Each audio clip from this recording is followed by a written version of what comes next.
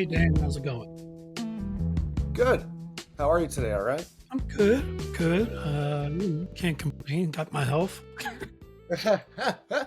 Let me just turn this one light off, all right? Sure. Better? Yeah, Sweet. I love the shirt. Oh, thanks, man. It's great. It's actually got it for one of the movies for one of the premieres. It's good to represent costume designers, you know? Hey, no joke. I mean, because Yeah. they They don't get pick, enough love in movies most time. yeah, totally, man. So I'm glad. You, first, thank you for being on the podcast today, man. This is a treat. Awesome. Yeah, thanks for having me. Super cool. I was kind of glancing over. You've done a lot of stuff, man.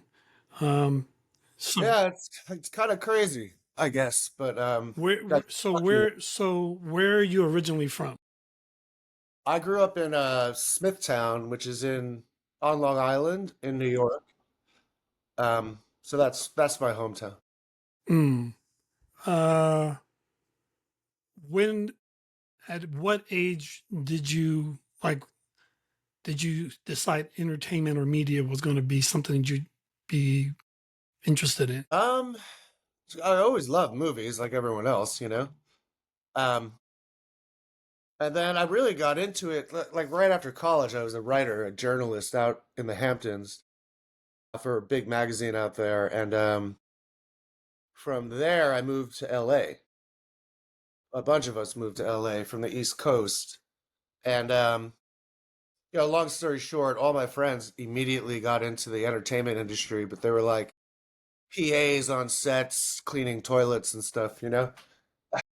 So I'm like, I think I'm just gonna keep writing out here, you know? So I got a job at Didn't want to clean any of those toilets. Okay. yeah, you know.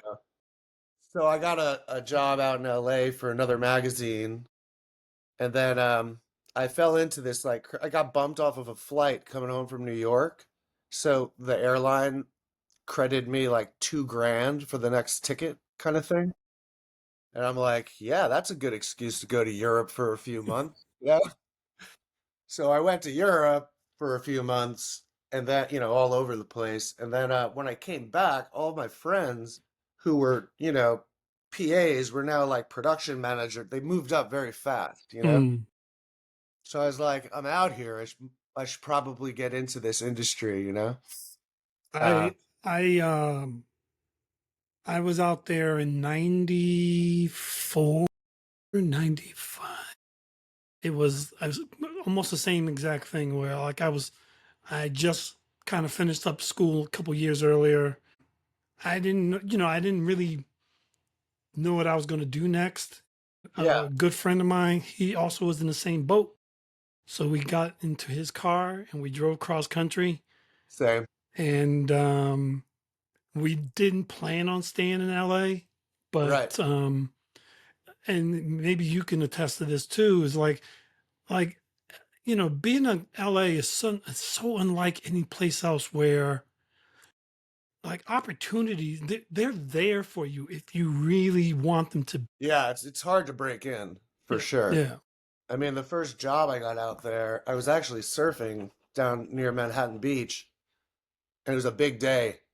And someone, when you're in the break and a bigger set's coming in, you got to paddle out past it, or else you get caught on the inside, you know? And so somebody screams in the break, outside, you know? So we all are struggling to head straight towards the monsters that are coming in. Mm. And only me and this other guy made it. Everybody else got caught on the inside, right?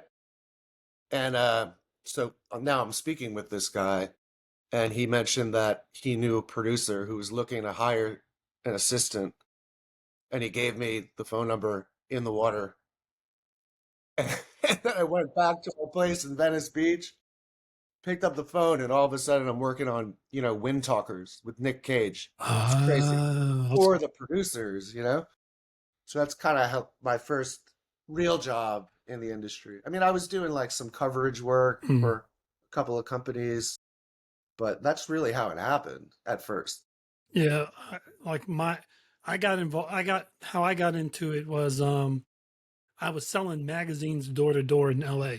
So that's Oh, wow. we got there. We didn't have any money, so his Yeah, car had of broken course. down. Yeah, and so we ended up selling magazines door to door.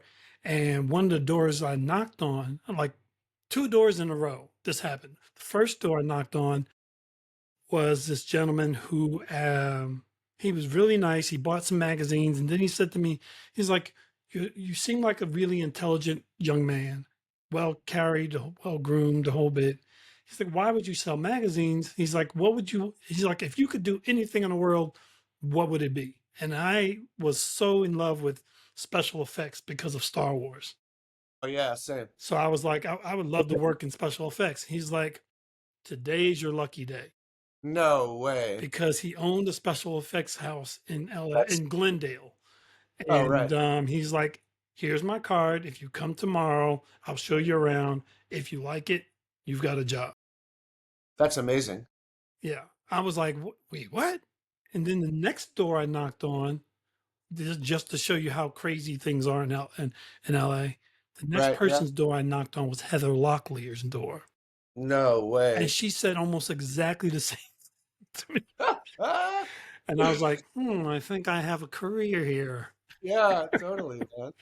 That's great. It's, I mean, the industry is tough to get into, and that's why I always tell people, you've got to treat people good, treat people right from the like get go, because you never know where these people are going to end up.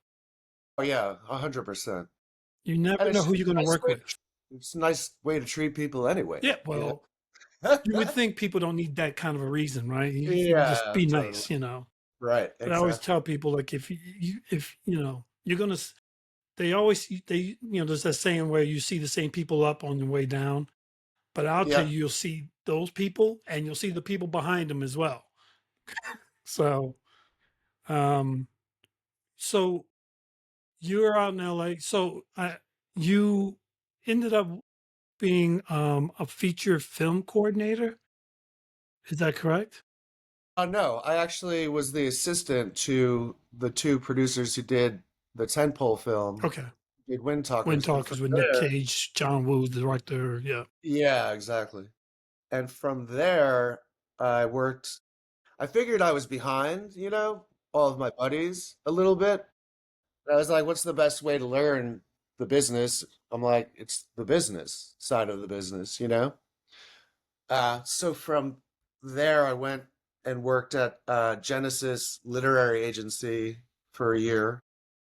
And then from there, I bounced over to the William Morris Agency. And so I worked in LA for William Morris and then used the company to transfer to the New York William Morris office to come back east and then open my company within 6 months of being here.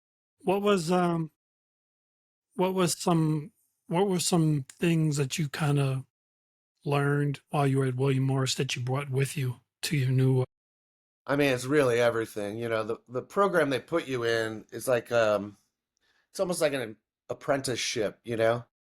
So essentially you end up working for the head of every department in the agency oh for, wow. 3 months, 5 months.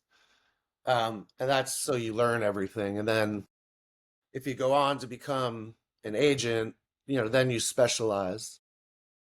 You know what I mean? But you have a working knowledge of how every department works. So, motion picture lit, motion picture talent, TV lit, Mhm, mhm. reality TV, down the whole list. Right, And then in New York, they are more heavy with books, lit, straight up literary. right. So I learned that whole world. Theater's big in the New York office. So really just how everything works, you know? Was there anything like, did while working at William Morris, um, was there anything that surprised you about the industry that you didn't know before? Yeah, how much, TV shows from the 80s still make. I mean, you have to spend a little time in accounting in the very beginning. I was opening up checks for like the Cosby Show for like $8 million quarterly checks. Is this I'm like, I was like 5 years old when that came out or something. You know what I mean? this is not residual, right? Oh This yeah, oh, this is residual. residuals exactly. Holy It's smokes! crazy, and that's across the board. It's like that. I don't know if you remember. There was a big to do about television packaging recently, like a year or so ago. No, maybe a little longer than that actually. But that's what they were talking about because what the agents aren't really allowed to produce, but they can package, and then the studio gives them, points basically, Right. which are like well more than what they make by putting their clients on those shows and taking 10%. Mm. Um, so yeah, that was pretty eye-opening, and um, you know, it's just a lot of money, man, for stuff you did like 40 years ago. It's crazy. What made you at that moment in time come like was there a plan in place that you like I'm gonna spend X amount of time in LA and then come back to New York to do, or whether this is kind of just it was kind of like the natural evolution of your career? Yeah, when I moved back to New York, I specifically moved back because they passed the tax incentives, Oh, right. you know, and I'm like, there's going to be a huge push in New York. And, I was out in LA for years, so it was nice to come back. My family's all here. I was the only one there. Oh, okay. Um, so it kind of worked out personally and professionally, I guess you could say. Hmm. Mm. Missing a lot of stuff being in LA, you know? Yeah, New York is a New York is a great place to be. So I love New York. I mean, I'm in Georgia, and it is draining my soul. Uh, Um, there's a lot of stuff happening in Georgia, though, no, right? Like, it is, but there's nothing like New York. I mean, it's yeah. just and all my friends are there, and they're all kind of I'll come back to New. I am planning on at some like in the next year or so, or maybe even sooner to be back. But Nice. it is a special place to be. Who who were some of your early influences when you were starting out? Well, like you, I grew up on Star Wars, man, Mm, So you have that whole crew for sure. yep. Then a little later on, a lot of the earlier Tarantino stuff. It was great too because when I was in at William Morris LA, I actually worked for his agent Oh, wow. at the time, who's since retired, Mike Simpson. So I used to get to I used to have conversations with Quentin daily, Mm, you know. So that was another cool thing about the agency, like all these people you grew up, kind of influenced by or watching and respecting. You're on the phone with them every day. mm, Like the guys from South Park, for example, they were a rip. Um, Another woman I worked for was like Gus Van Sant's agent and John Cusack's agent. mm. So these like people are your day to day, So you that's a know. hell of a learning experience. That's exactly it. That's why they pay you nothing and make you work 100-hour weeks. But you're Yeah, like, sure, give me like 110 hours. Let's go. yeah. In fact, in the New York office, this was really cool. A.E. Hotchner, who wrote Papa Hemingway, he like traveled with Hemingway. He was like his guy. Oh, wow. This agent Owen Laster was his agent, so I got to talk with him at length about all of his crazy adventures with Papa Hemingway. He wrote Papa Hemingway. So Mm, stuff like that gives you kind of I remember in the New York office, one of the agents stopped by my desk with this woman. Was like, "Hey, do you have a pen? She needs to sign her contract." And it's Scarlett Johansson. wow. It's like stuff like that happens. Wow. Yeah, I mean that's wow. That's kind of cool. Yeah. And and and in an industry where connections are everything. Um that's the kind of just just to you know connect to somebody, so that way at some point down the road you can say, hey, so and so, remember me, we talked a couple months ago, blah blah blah. At least you have Exactly. an you know what I mean, to have that conversation. Yeah, totally. You got to kind of be in it in order to do anything within it, you know? Yep, yep. I say that to a lot of people who, I'm like, just go get a job that is industry specific somehow. Like even if you want to be a director, go work as a coordinator somewhere, but you got to be in it every day, you know? Yeah, yeah. It's just, it makes it so much harder if you're not. Mm, You know what I mean? yeah, no, I think it's kind of hard. It's like traveling to Japan, but knowing like three words of Japanese. It's going to be pretty difficult for you to move around, and it's going to be, Right. then you got to rely on someone to translate for you, which can be a whole mess. Yeah, Yeah, that's exactly it. Yeah. yeah, yeah. Um, what what goals did you set out for yourself when you started the agency? Really, for me, it was just to learn everything and meet everyone. You know, I mean, I read thousands of scripts. I didn't have to, but if Universal's making this movie, I'm going to read it. You know what I mean? Yeah, That kind of attitude. yeah, yeah. Um, and yeah, just kind of with an end game to not become an agent. Interesting. You know, like I saw that those guys and those men and women, God bless them, they're really stressed. You know, Yeah. Oh, yeah. very like high demanding job. And I didn't want to get stuck just doing one thing. So like my company, we do feature films, TV shows, documentaries. We've produced commercials. In fact, we did a Samantha Bee promo where we actually had to recreate the cantina scene in Star Wars. That's That awesome. was awesome.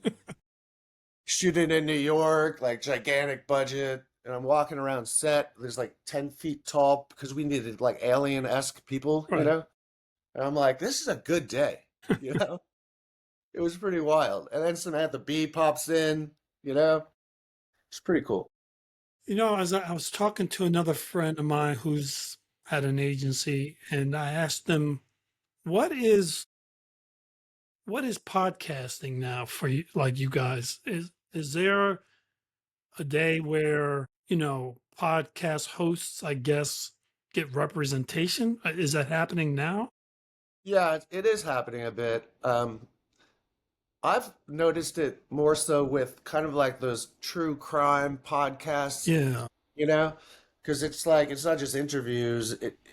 It's like they're telling a whole arced out story right. in a sense. You know what I mean? Yeah.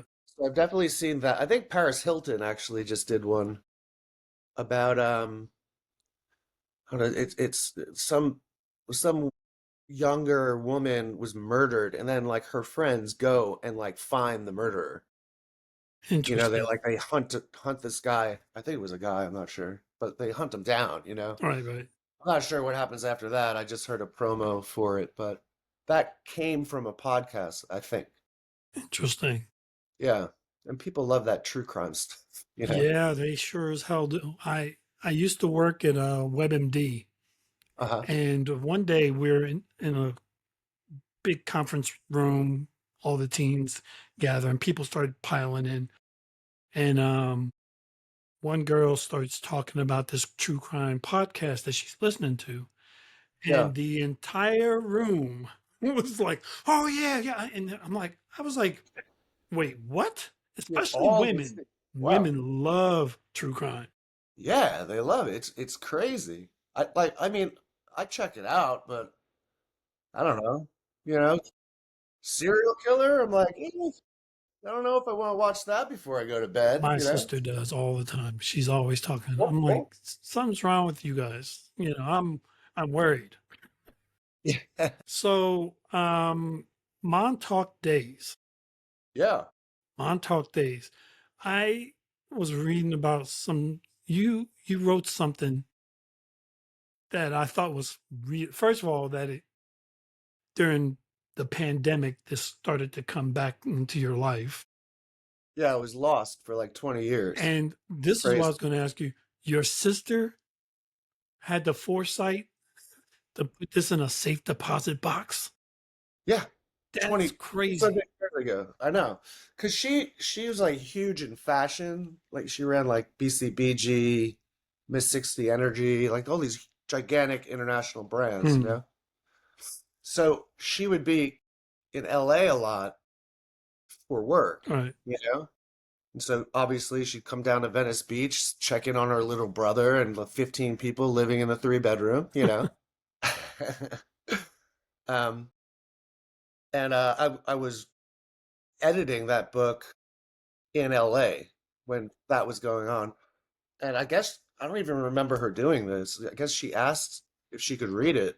And so I apparently emailed it to her, the manuscript. And then I lost the manuscript. Like I didn't have a hard copy. It was on a computer that just I lost it. It was gone. Right. And I just let it go. I'm like, there's nothing I could do, Right. you know.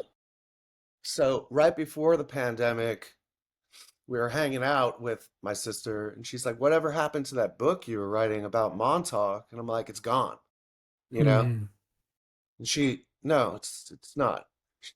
I guess she went back to New York, printed it, had her, her office print the book, and then put it into her safety deposit box. And it was sitting there for 20 something years. That's crazy. Yeah, and then she hands it to me, and I'm like, "Are you serious?" You know? So then the pandemic hits. I'm like, perfect time to edit this, you Right. know? Right. Because let me tell you, editing your 22-year-old self is not easy. Yeah. Imagine. Right. It's like, oh my, I cut like over 100 pages off that manuscript Right. and tweaked everything because you don't have a voice yet. You know what I mean? Right. Right. Right. Um, but yeah, so I had my sailboat was in the water for the majority of the pandemic, so I just go there every day and worked on the book on the boat, you know? So you were on a boat for most of the pandemic? Yeah, well, I have a place in the city, and then I have a place out by Jones Beach, Gotcha. and so the boat is in a marina down the street. I love I love this um line, a surf infused coming of age novel set in Montauk, New York.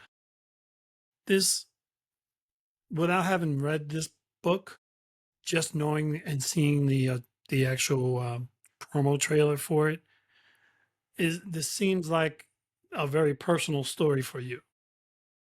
Yeah, I mean, it's very reflective at times, spiritual. It's all about figuring out like what you want out of life, you know?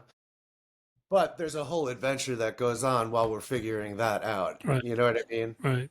Um, and it's been great. People have so what we did, we fished the book out to like I think it's up to like 160 people for a pre-read, and I don't know half of them, you know. Right. And we started doing that in January, and so we're getting feedback now, and there's no negative feedback. Everybody loves the book. Mm, People are like saying they can't wait to read it again. It's crazy, but it's very reassuring in a sense, because it is a kind of a personal um story. You know what I mean? right. Feels like a So coming of age type story. If I and I love those. I think everyone loves those kind of stories. yeah, it's like that. It definitely is a coming of age tale, but again, it's kind of action packed, adventurous. I basically, after meeting Ken Kesey in San Francisco, who wrote One Flew Over the Cuckoo's Nest, Tom Wolfe wrote the Electric Kool-Aid Acid Test about him, you know? Mm, So I had a chance meeting with him when I was stuck in San Francisco when I was 18. And wow. I basically came back to Long Island, grabbed my surfboard and hitchhiked to Montauk, you know, and then essentially lived on the beach for several months. Um, Wow. yeah, so it's kind of like there's a larger adventure going on in those pages. Well, And the only person who's not allowed to read it is my mother, because it gets a little crazy in there, you know? okay. Yeah. So that's been like a ongoing joke on this end, you know? Is this headed for the screen at some point, you think?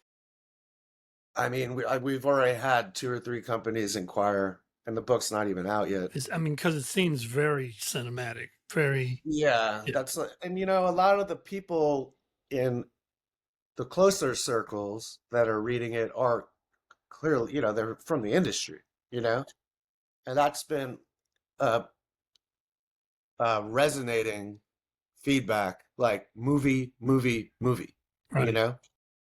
So we'll see. I just want to get the book out first, you know. What, And then we'll see what happens after that. so the book, how long? I mean, when do you think it'll hit shelves? We're looking at June 17th, so it's Oh, kind of soon. yeah, it's right around the corner. Okay. We're gonna do June 19th, I think, but we have like like book signing events and stuff, and the way they're falling, I think we're gonna push up the release to June 17th.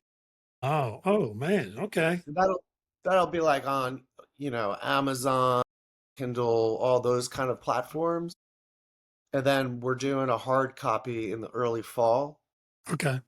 as well as a audiobook in the early fall. Oh, the audiobook would be really really interesting.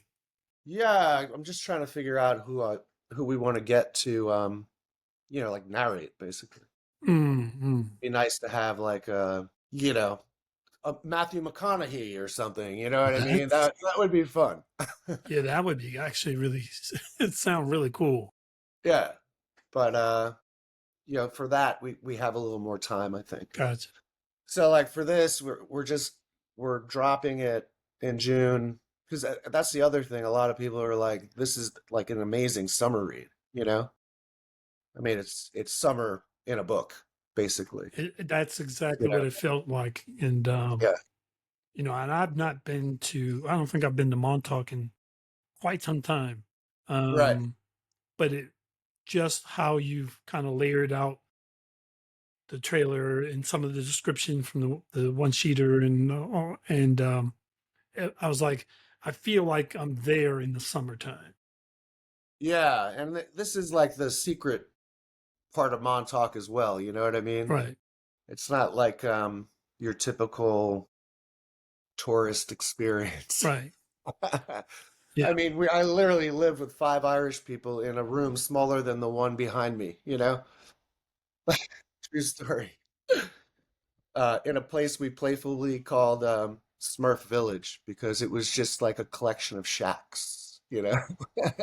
So it's kind of like the hidden side of Montauk as well, like secret surf breaks, the tops of like World War II bunkers that nobody really knows about, that Wow. kind of stuff, you know? Are you still surfing? Yeah, I blew my shoulder out racing the sailboat, and literally for like a year and a half now, I've been doing therapy on it, Uh, and so it's good now. But it like popped out and then popped back in. oh my gosh. Yeah, it was the I can't even describe to you the sound that made. Yeah, I would not It's want to. right next to your ear, snap. Yeah, so I literally just picked up a board, a new board, and we're hitting the break probably in a week or so. I just wanted to get a little more warm, you know? Right, right, right. Yeah, Wow. I think you might actually be the first person I've ever met that surfs. really. Yeah, I'm pretty sure. Like, unless somebody in my circle surfs and doesn't tell me, Right. I'm pretty sure I've never met any. Oh, maybe Roger. I don't know. I don't think so, but maybe Roger would. This guy Roger would probably be the closest to that, probably. But Right. huh, He's into water. interesting. What what like what motivates you to keep doing the things that you're doing? I mean, honestly, I like sharing stuff with the world, Mm, Um, kind of like helping to inspire thought a little bit, you know? Yeah, we need a lot more of that. And it's fun, you know, like for Dementia 13, for example, my office was a castle for 2 months, you know, because that's where we shot it, in a legit castle up in Connecticut, you know. Wow. Like for Xavier's movie, um, I produced the New York leg of that, Xavier Dolan's Death and Life of John F. Donovan. And, you know, we shot on 35 millimeter and 75 millimeter, Hmm. rigged helicopters with cameras to do that, you know. Wow. I mean, I'm like, this is great, you know. I mean, even with Samantha Bee, like, oh, today I have to go recreate the cantina scene from Star Wars, you know? That must have been cool.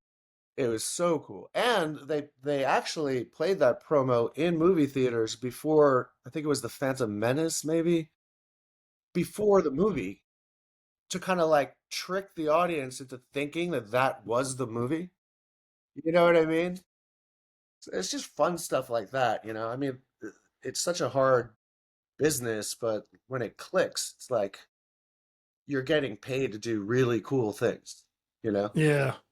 I mean, that's part of, I mean, I think that's one of the things about being in entertainment media. Like, it's hard to describe how, um, the kind of pleasure you get out of creating something or helping to create something that other people are going to enjoy later on. Right. That's exactly it. And you know, those things last forever. Yeah. I mean, you know, you could watch a movie from the 20s right now, Yeah. you know, where they don't even talk. Yeah. You Yeah. know what I mean? So and that's what I hope for the book too, just, you know, how books go. I just want people to read it, give it to their friends to read, you know? Yeah. Just have it kind of make its way through the world in a sense. Yeah. Yeah. I love that. I mean, and this definitely feels like one of those books that you read and pass on. You know what I mean? I would hope, yeah. And that's the whole idea of it, you know? Like I can't wait to be on the subway to see somebody reading Montauk Days. That'll blow my mind. I mean, I've had billboards in Times Square, but that will blow my mind. Yeah. Somebody like on their way to work trying to escape New York through that book, you know? That would be, yeah, exactly. Yeah, it'd That be must be kind a of surreal thing for an author to kind of experience yeah, I would think, right? because I it's so mean, personal. You know what I mean? It's so, it's different than a yeah, movie. it's Yeah, definitely different than going to the yeah, theater and sitting in with the, like, it's different experience, different feel. totally. What's, what's, what things are you most excited about, um, for the near future? Well, we just finished writing the sequel to the Coppola remake I did for Universal, Wow. Dementia 13. That's out to actors right now. And just the way the business is set up, it needs to go to Universal. They have like a first right of refusal to finance and distribute. Hmm. If they pass on that for some reason, we're already talking to private equity investors. To fund it Um, yourself. yeah, well, not But us, but investors, yeah, yeah. yeah, exactly. Um, so it's really that, the book, and then we have a historical TV series called Matilda, which is based on essentially she was like the Joan of Arc, but of Italy. So Nice. that's like a 9 episode series that we're trying to set up. So we're kind of packaging that at the moment. So really those three things, but the like out of those three things, like the book is the easiest to do in a Mm, sense. Like we don't need to wait for anyone, you right, know? right, right, We don't need to go get $20 million for the book, right, you know? right. You know, or convince like a international co-production to pay for half of a $60 million TV series, Yeah. you know? Just have to write it, distribute it, promote it. Yeah, I mean, don't get me wrong, It's still a it's lot been of a lot work. Yeah. of work, like a lot of work. but it's like we don't need to wait for other people in a Right. sense, Right. you know. To know. And we're getting a lot of inquiries, kind of to do more of these. Like there's radio stations calling. I have a interview on one of the really big ones here in New York on Wednesday. And I worked for this gigantic magazine out towards Montauk, in the Hamptons. So they're on the list. Surfer Magazine's on the list. It's really tapping into these media outlets to get the word out. Mm, mm, mm, mm. What's um what's a piece of advice you would give to young people trying to get into entertainment, and any lessons that you've learned that maybe you could kind of pay forward? Yeah, I mean, just get in, Yeah. no matter how you can do it, get in. Um, network, network, network, you know, That is and one put thing. you know, I'm a huge network fan of networking, because, for a lot of reasons.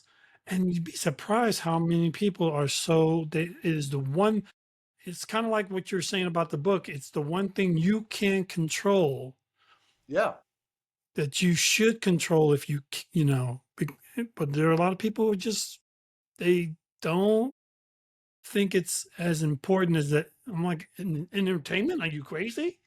it's super important. It's like you can't.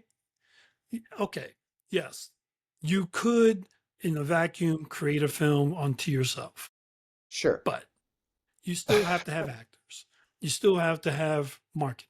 You still have to have people still have to watch it.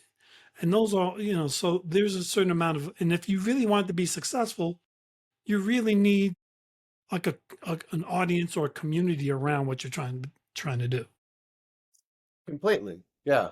And you never know who within that community is gonna, pop and bring you with them in a sense. Right, You know right. what I mean? Yeah, that's the other thing. It's like you all move forward or backwards together, so that community needs to be pretty strong. Yeah. It Uh, is. It is. I know it's scary for some people because I do this Zoom call for creators every week. oh, cool. That's the one thing we talk about in the room for a lot of people is that they feel like it's they don't belong in the room, and I'm like, who belongs in the room? No one. The only thing that belongs in the room is a table and the chairs. The rest of it is all, everyone Yeah, has to earn their way there. totally. You just want to be in the right room sometimes, you Right, know? right, right. I mean, it's particularly in New York, there's some, I get emails all the time, just certain networking events that I'm like, I don't need to go to that. But yesterday, for example, we went to Lincoln Center. I saw it's gonna kill me because I can't remember the name of the movie, but literally saw a perfect Italian film, Mm. you know? Um, we'll email you the title because it's worth checking out. Oh, But okay, cool.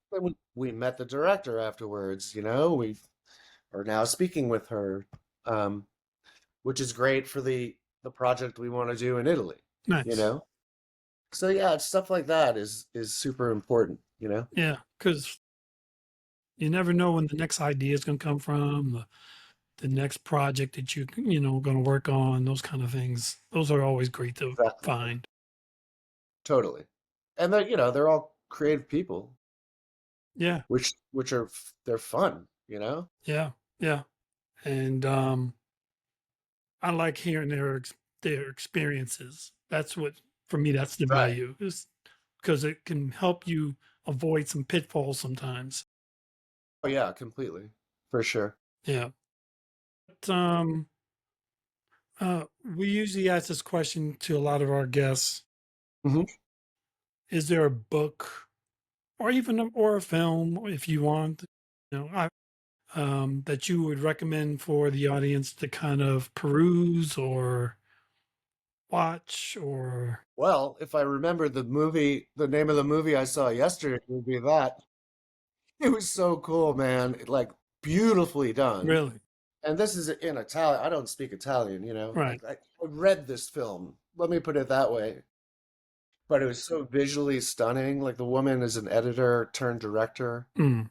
and I'm telling you, it was like Altered States meets Love Story Wow. meets what was that voodoo movie? Serpent in the Rainbow. Like it's Oh, Serpent in the things like Rainbow.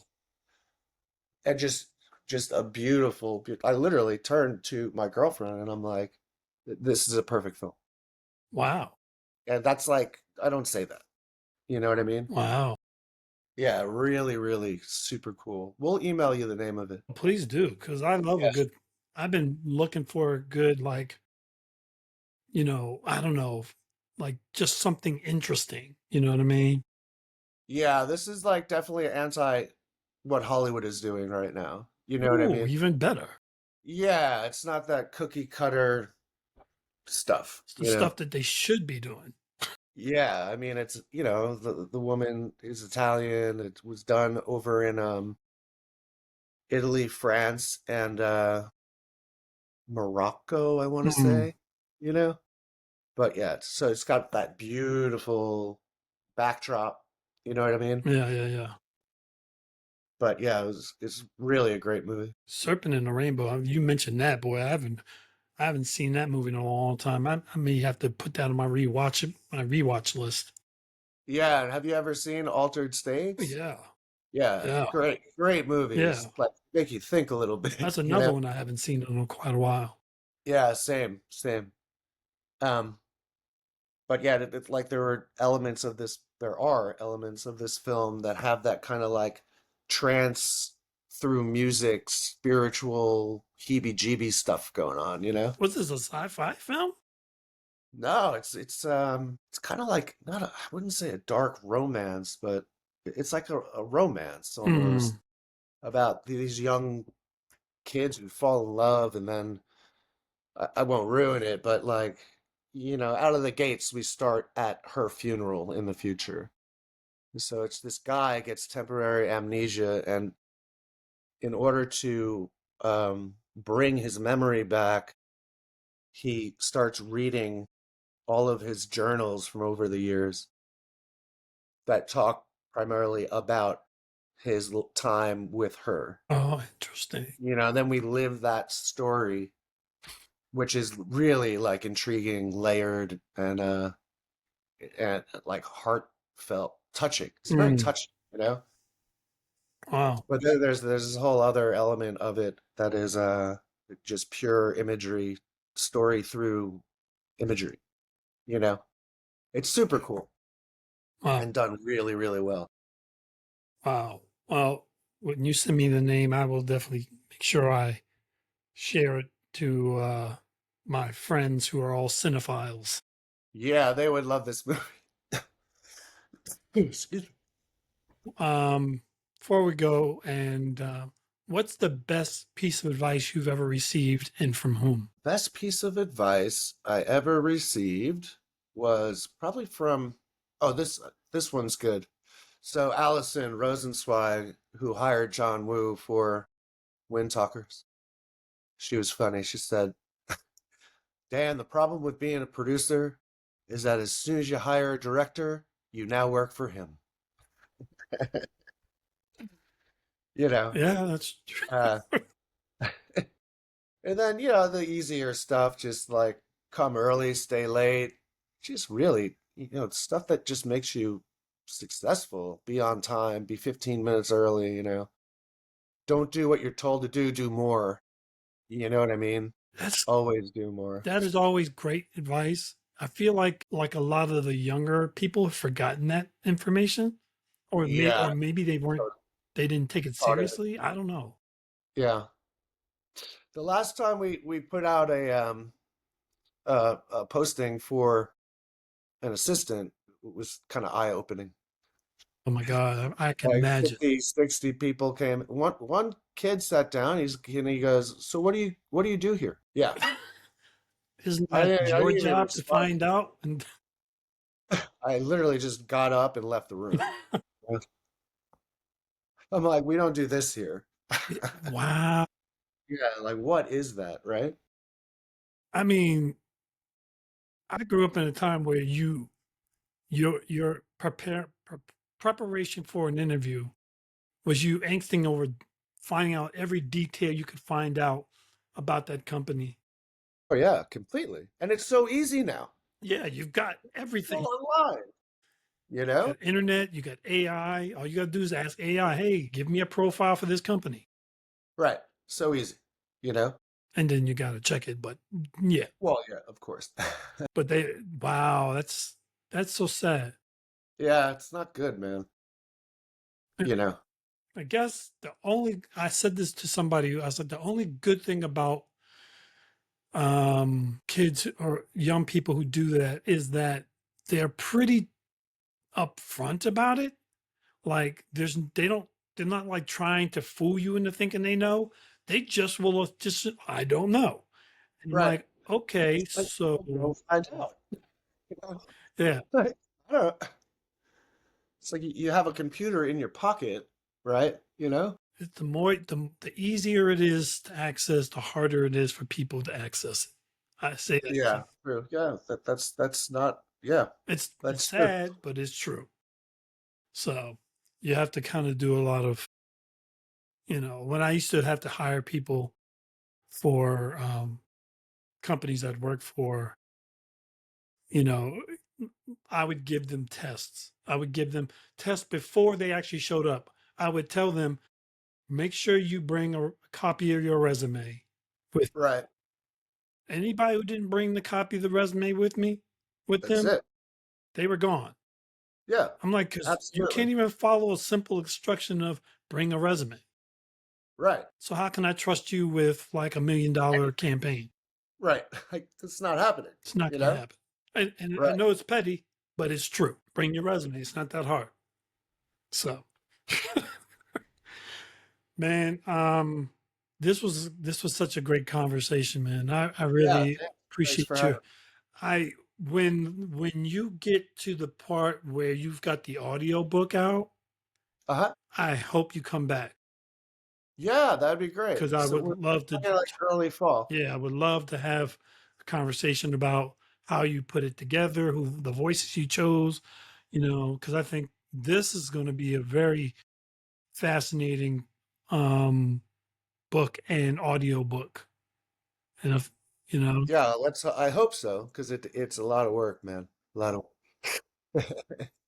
but it's fun too. Like, we were doing the cover, like there's like a a graphic kind of creative visual element we're trying to loop in with the Instagram and all that oh, jazz. right. Like, like the book trailer we put together, things like that, which make it a little more fun, you Yeah, know? yeah, yeah. And when you guys start winning awards, I would assume your sister gets the first dibs at any seats. Oh yeah, completely. And she's already in the dedication, you know? Like the whole story is just it blows my brain, you know what I I'm mean? I'm I can see how, because I'm just when I read that, I was like, did she go to the future and Yeah, find out that this was going to happen and then come back and put it? Because my sister, I'm pretty sure, has never put any of my scripts in her safe deposit box. right. I I, don't I know what don't that know means. what led her to, honestly, she probably saw the way we were living in California because it was crazy, you know? Mm, I mean, because like our house became the house that everyone from the East Coast would live in for a few weeks when they arrived, and then they'd figure it out and move out, you know? mm, So it was like a revolving door, and we welcomed everyone, obviously, you know? right. In fact, my next book is I've started working on. It's called The Millionaire's Couch because everybody who slept on that couch is now a millionaire, you know? Wow, Like everybody made it somehow. that's a great story. Yeah, it's coming out pretty good actually, but very early stages because I need to get this out first. Uh but yeah, she must have just had a feeling, you know? Yeah, no, sometimes you just do. Like, I mean, it's surprising sometimes when you find out all the people that you know but you don't know how much they're supportive of you. But you know what I mean? Yeah, totally. Until Yep, you have moments like that. right. It was mind blowing. I mean, I said to her, I'm like, Carrie, if you're joking with me, this is not funny. Right. Yeah, like I have let that thing go, you Right. know? Right. She's like, Dan, I'm serious. I have a copy of your book. Yeah, and when she handed it to me, I was like, whoa, you It know? also has the it also kind of forces you to work on it because this thing, this convergence came to you out of, you know, Literally thin air. yeah. And if you don't, Yeah, it is definitely a thing that says, yeah, you should be working on this. exactly. Yeah. And I mean, you know, it was a hard copy. I had to retype the entire book, you know? How many pages was it? It's, well, back then it had over 100 pages more. Wow. So like I edited it down to standard for a novel, which is 120,000 words, I believe. Right. But you know, How long did it take you to kind of get the final version of it that you went to? I would say basically all of the pandemic plus some, and then you know, I put it down for a while because I was doing other things. Right.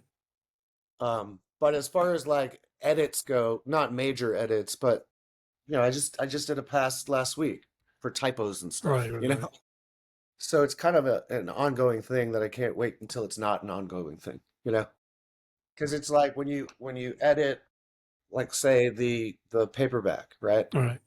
There's two other things you have to edit the ebook, and then you have to edit the manuscript. Right. So everything's in threes, you Right. know? So it's just such a tedious I task, imagine. you know what I mean? Wow. You find the dumbest mistakes, you know, whether it's a formatting thing or you know, it's is supposed to be ITS, not IT apostrophe, you know, Yeah. the Yeah. tedious stuff, but it's got to be right though, you know? Yeah. Yeah. Yeah. Um, Wow. so yeah, it'll be nice once we're not doing that anymore. You know, that'll be a good day, which Yeah. I think we're there. So Well, I'm looking forward to it, man. And it's just around the corner, so your new adventure begins in a couple uh, weeks. yeah, totally. It's already happening, you know? Well, I appreciate your stopping by the podcast and talking to me and sharing your story and giving us, little nuggets of information and advice. You Yeah, thanks, man. It's been great. you've been me. I think me because you started your agency in 2007. I started my PR agency in 2006. Oh, So cool. we're kind of in the same boat at that moment in Yeah, time. I love it. That's awesome. Yeah. So Congrats. It's a long run. yeah, Yeah. it's been, yeah, it's a long run, and as you can attest to, it's like it's been full of some fun, some just. I was just saying yesterday, I had some great times, and certain, and then there were some times when I could, I could push to the Yeah. side but for the most part, it was pretty good. Nice. Yeah. Well, come back anytime you like, man. Thank you very much. Yeah, we'll keep you posted with the next round, the ebook and the hardcover. Yeah, definitely do. And for everybody who wants to learn more about Montauk Dayz, you can go up to their Instagram, Montauk_Dayz, DAYZ. And of course, you can also find out more about pipeline-talent.com to find out more about what they're doing. And Dan, this was great, man. Appreciate it. Thanks, man. It was great. Very nice to meet you. And yeah, we'll keep in Yeah, touch. please stay in touch. Awesome. I'd love to hear what happens going forward. Yeah, we have your email. We'll put you on the newsletter too, Oh so yeah, you can cool. follow along. Awesome. All right. And for everybody else, thank you for listening.